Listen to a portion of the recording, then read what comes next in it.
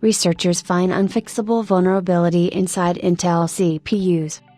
Researchers have found another vulnerability inside Intel's Converged Security and Management Engine, CSME. For starters, the CSME is a tiny CPU within a CPU that has access to whole data throughput and is dedicated to the security of the whole SoC. The CSME system is a kind of a black box, given that Intel is protecting its documentation so it can stop its copying by other vendors. However, researchers have discovered a flaw in the design of CSME and are now able to exploit millions of systems based on Intel CPUs manufactured in the last 5 years. Discovered by Positive Technologies, the flaw is lying inside the read-only memory, RAM, of the CSME. Given that the mask ROM is hard-coded in the CPU, the exploit cannot be fixed by a simple firmware update.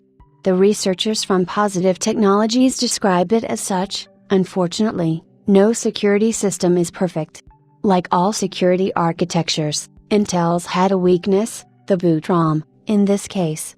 An early-stage vulnerability in ROM enables control over the reading of the chipset key and generation of all other encryption keys.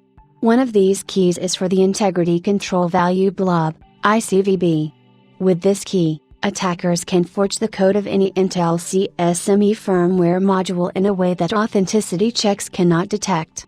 This is functionally equivalent to a breach of the private key for the Intel CSME firmware digital signature, but limited to a specific platform.